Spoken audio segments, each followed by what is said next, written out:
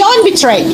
They used us. They actually, during the campaign, and I don't want to make this political, but during the campaign, the elected officials from the Republican Party, they actually told us that it was not going to touch the documented people. My comments here are not meant to tear them apart, but it's meant to show like the irony of how the propaganda can get you to really go against yourself when you're so stuck on what you're being told by one person, one party, that you become inauthentic. Here's a little bit of our story. Me and my husband consulted with lawyers over courses of time to try to get his papers together and get him legalized. The time, the money, the energy, that is one thing that I will never understand when it comes to Americans who do not know the immigration system and how flawed it is and how broken it is, can be so vividly eager to speak on it when they have no idea. When they sit here and they scream and they yell, well, if they just come in the legal way, well, guess what? I don't know if you're watching the news or not, but how many people have come in the legal way and they're still booting them out of the United States. It has never been about legality. But I will tell you this. You really have to sit and question yourself and ask yourself, why is it so easy for Americans to just go and apply for a passport and we can travel wherever we want to go? Why is it so easy for us? And I can tell you why. It's because of greed, money and greed. Okay. As far as my husband's deportation, self-deportation, we decided to uproot and leave because I was not going to have the one that I love, who is not a criminal, who contributed to the United States economy every day that he busted his butt when he went to work. I wasn't going to have him labeled a criminal and sent to a foreign prison. So I had to make a decision to get my family together. A lot of tears shed, a lot of heartbreak, and we came here to Mexico to be with him and to know that he's going to be safe and be respected as the hardworking person that he is. The United States immigration system is it's the most broken system that there is. It's all about money. We were quoted 15,000. We were quoted 13,000. Then, all to get his paper straight. And then they're like, well, you can pay this, but he could still be detained. He could still be sent back, or this and that. And it's like, so we're giving you all this money, but yet we can't travel. We can't do this. We can't do that. It made absolutely no sense to me. Then they said it could go to court, and then when we go to court, they could just throw it, deny it, and we'd be out all of the money again. And I'm like, okay, so what's the best thing we're going to do? I'm going to come and I'm going to be with him. And God's will that we can start a process here in Mexico. That's what we're looking to do. But then again, once we get adapted, who knows? Maybe I'll make Mexico my forever home, and not just until we try to get papers going, because that was the plan, right? I can travel back and forth to the United States to see my family, but still, we still uprooted, and I'm still in a whole nother country away from all of my family. We are here on this earth to make sure that we leave it better for the next generation. I just posted a video about how Haitians and Hispanics had voted for Trump, and now with all these new immigration policies, they are being affected. How did they not realize? And even when they were told that and it's not all, by the way, because I saw those comments too, that, it's not all. Obviously, we're not generalizing a whole population. The Haitians and Hispanics who did were told that there was a chance that they would be affected, that this was not just going to affect criminals. I don't know how somebody thought that there was going to be a policy that excluded them from a whole population. And one other thing that got to me during this last election was that People were being told that they needed to vote for Kamala because she's black. And I'm just like, that's not a reason to vote for somebody. People were being told that they needed to vote for Trump because he's good for business or just because of one policy. And see, this is where everybody got in trouble. When the decision that you make goes against your best interest, when it goes against your family, when you start seeing the reality of how it's hitting those close to you, that has to give you food for thought. And so that part is sad. But I know people were in my comments saying, hey, we don't care. We don't feel sorry for them. They should get deported. And yeah, that's all great. If the ones that voted are the ones now getting deported, yeah, I can see that you don't feel sorry for them.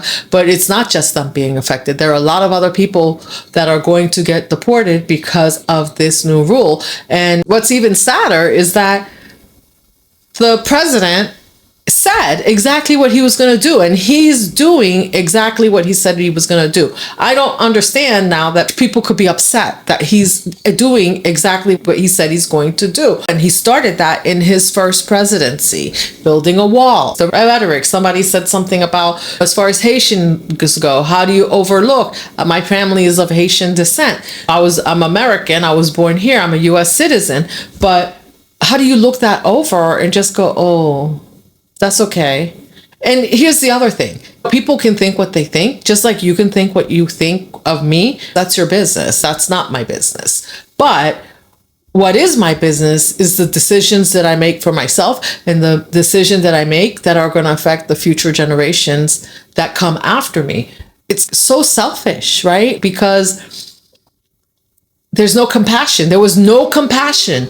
If you saw the things that people were saying and how they were talking about, yes, it's okay, let's do this. And it was really ironic because you know what I saw? I saw a gentleman speak and say that, I think he said he lived in Iowa, I don't know, somewhere out there in a red state somewhere. And he's like, who are these people that are voting red when, if you come to my state where like real Republicans live we're in these states that are not inundated with Hispanics and Haitians and other cultures where they get to live within their culture, right? There's not really a liking for these demographics.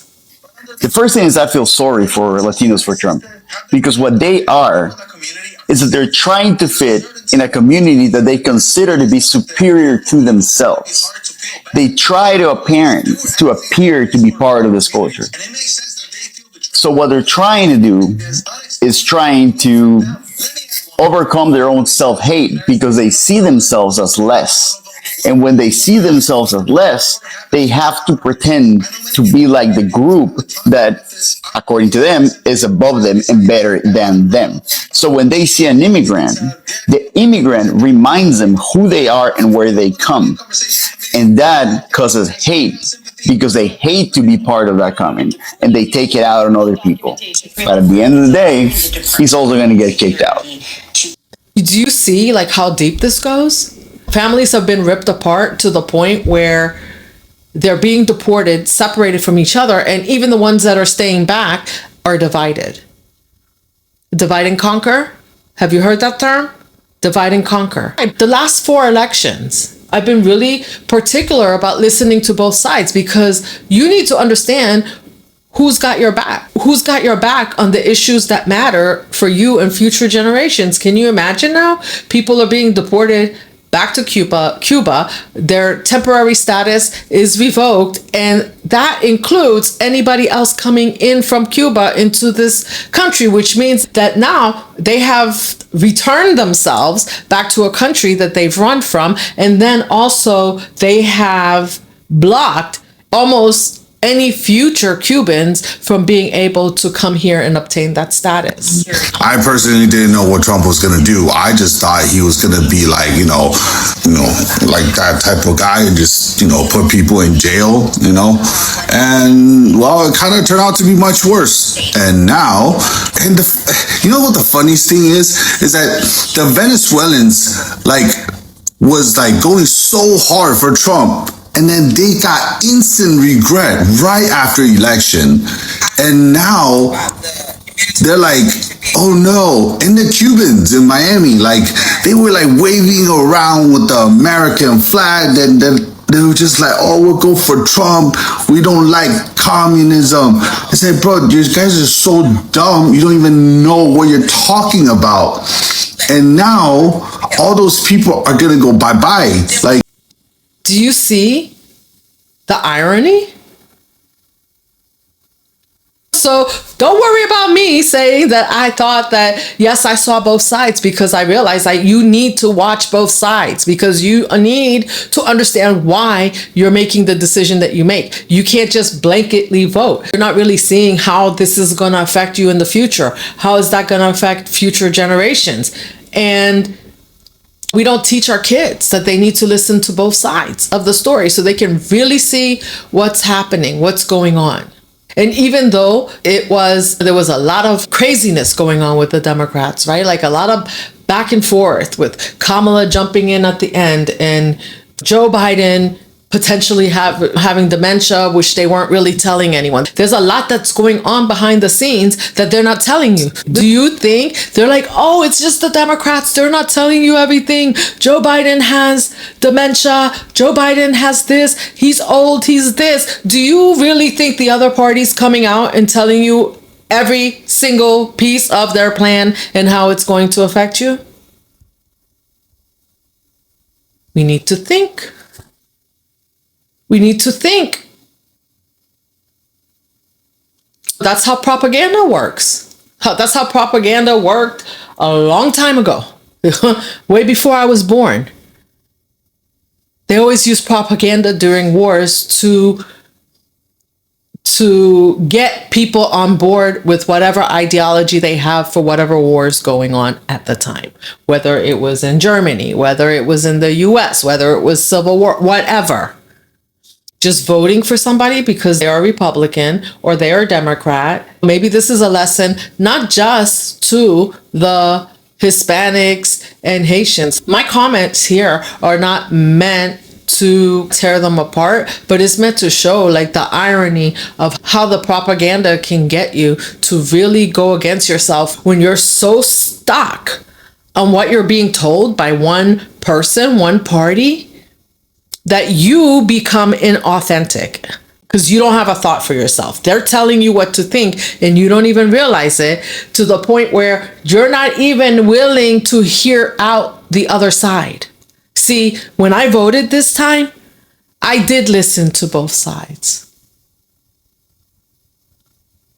And before making my decision. And so what if I thought that some of Trump's policies, that I could benefit from them? So what? I'm supposed to look and see what the good, the bad, the ugly is, right? So that's the part. We think that once we pick a side, right, that and let them divide and conquer, they let you divide yourselves and they conquer you, because you're not conquering anything. They're conquering you. And it doesn't matter. Democrat, Republican, doesn't matter. They're conquering you. And then making you feel like you've made this wonderful decision for yourself, and then you're left with a shit show afterwards. Your grandparents are getting deported, your status is getting revoked, your kid's status is getting revoked, your aunts, your uncles, I don't know, your friends, your neighbors, right? And they didn't commit any crimes. By the way, they came here legally. For all those people that said that this was all about getting the illegal immigrants. Yeah, you are illegal now because your status has been revoked. So now you are illegal and you're going to get deported. That's how that works. That's politics for you. You have to understand that the policy that got you here in the first place came from the party that you voted against, which is fine if you want to vote against them. But when you have the next party coming in and saying this status that got you here, so anything, they didn't tell you your temporary status was going to be revoked. They said, hey, whatever they did, we're not down with that. We're doing something else. And for some reason, you didn't stop to think that TPS, temporary protective status, would be revoked, DACA would be revoked, all of that. When we're not personally affected, right? We're living in our bubble, And then we're not personally affected. And then we go, what the hell? It doesn't matter. It's not us. And then you find out, you wake up one day and the rules change and then it is you. And you still don't know, based on what they want to do, how far this will go. Because there are a lot of things that were thrown out there and people said, oh, it's not true, it's not true. And then now we're finding out it is true. And the thing is that if you go right now and you say to Trump, are you really upset that the people that voted for you are getting, that they're going to get deported? You know what he's going to tell you? He told you. That's what he said. That's what he said he was going to do. So he's keeping his word. The important part was for us to know how his word was going to affect us and the people in our lives before we made a vote. And here's the other part of this. You think it's just this temporary protective status. That's a problem, right? That white Americans are not affected, that are living in some of these states that are low-income white Americans. They're more low-income white Americans than others because a majority of the people in the United States are white Americans. And then now their Medicaid benefits are getting cut. I'm a registered nurse. I worked in a state where I didn't take care of many minorities. I took care of a lot of elderly Caucasian folks who not just had Medicare, but they had Medicaid benefits. Yeah, those benefits that are now getting cut that cover the other 20% of their health care, those benefits are getting cut. And if they haven't been cut already, they will be getting cut. Are you kidding me? All these cuts, they're closing nursing homes. You think that's not sad? And we might want to say, we don't care because they voted for that. But we have to care. We have to care because the bottom line is, I don't look at it as if just because someone else was being nasty towards me, that I have to be nasty also. Because it's just sad when you look at it and you see that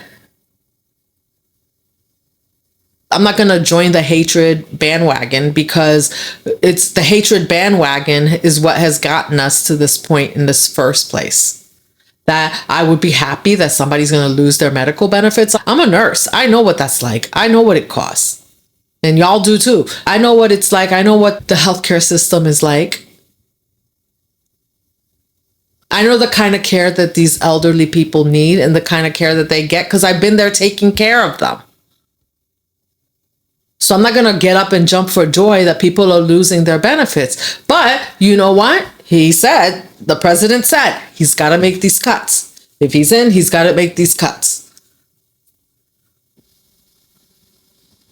It's really crazy. I can't remember if this was related to the tariffs or whatever. And there were farmers on TikTok, not black farmers, not Hispanic farmers, white farmers on TikTok talking about how they're losing their farms. They can't maintain their farms because they can't afford it.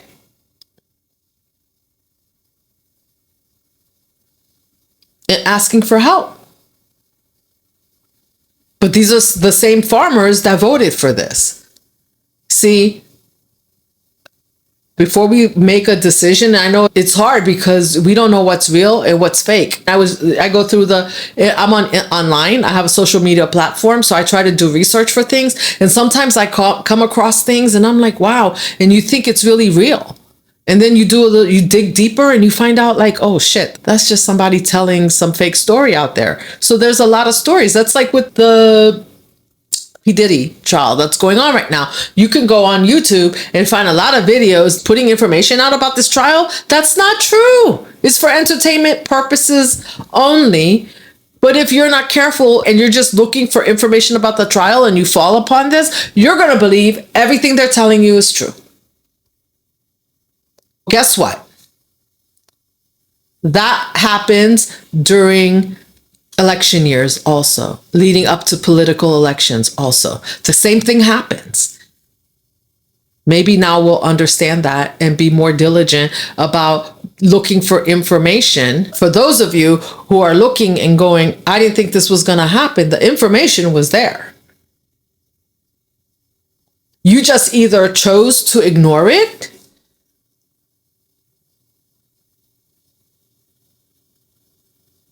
or you heard it and you said they were lying without doing more research.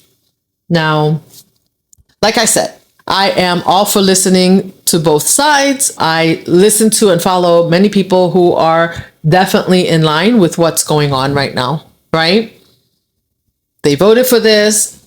They're not affected. The thing is that some people voted for this and they knew they were going to be affected, but at least they had some things they wanted. But for the parts that they knew they were going to be affected by, they have prepared. That is the difference. A lot of you made your votes and were not prepared for what was to come. I talked to a girlfriend and she said, speaking of that comment that I got about, oh, I'm for the 47th president, whatever. I'm for what's fair. I'm for looking out for the best interests of those that I'm going to leave behind after I'm not here before. That's what I'm for.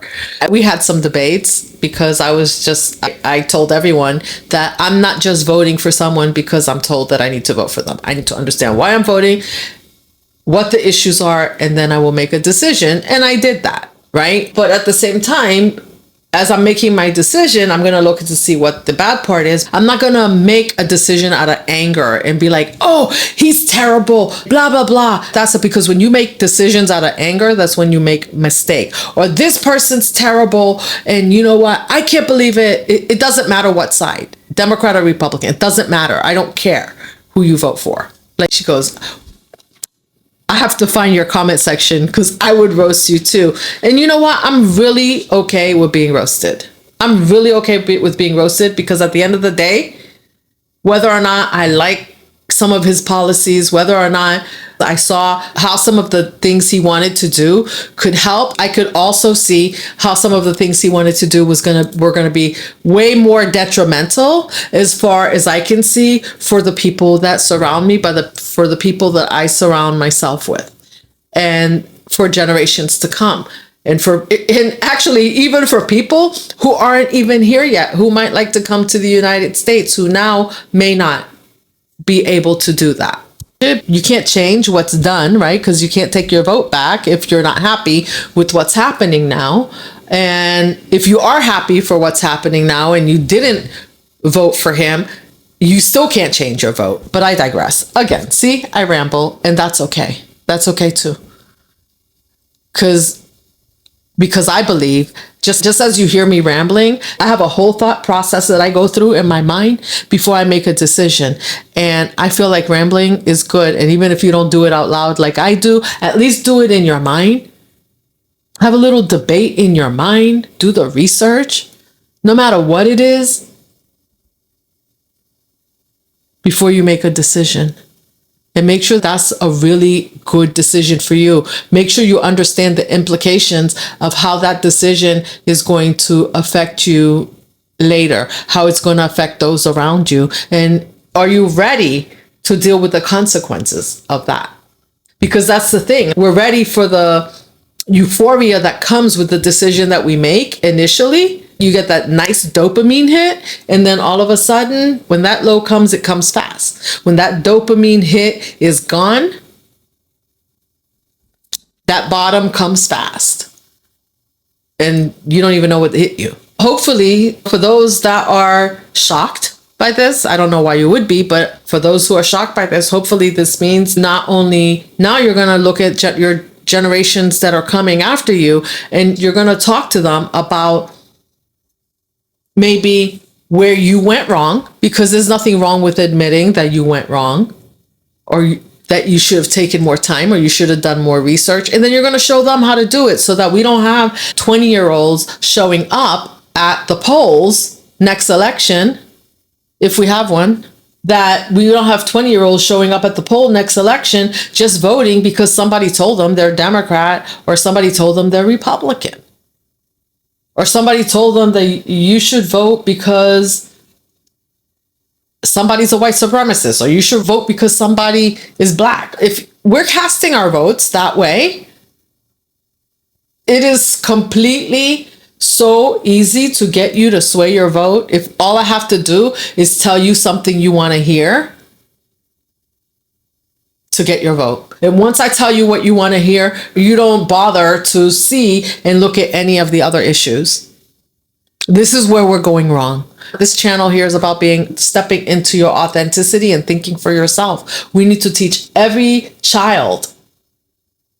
Every one of us needs to be authentic, regardless of what the end result is as far as your decision, right? If you authentically went through, did the research, and that's what you decided was going to be best for you and those around you, then I'm happy for you. You did the right thing because you went through the whole thought process. But I have to imagine that with what the comments that I'm hearing online, many people did not go through, they didn't have a whole thought process. They just heard what they wanted to hear. They heard that they were better, they were the upper class, they were they were better than somebody else, and they were gonna, and that's it. They didn't look to see what the real underlying issues were that were going to affect them after their vote. So if anything that we learn from this, I hope that's it. And I hope that we learn also as a whole country to just be more compassionate towards our neighbors, because at least if we're going to vote a certain way, that way we know our neighbors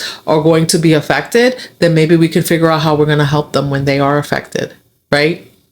Because this whole business of just not caring, always, when you don't give a shit about other people, eventually that same energy comes back to you.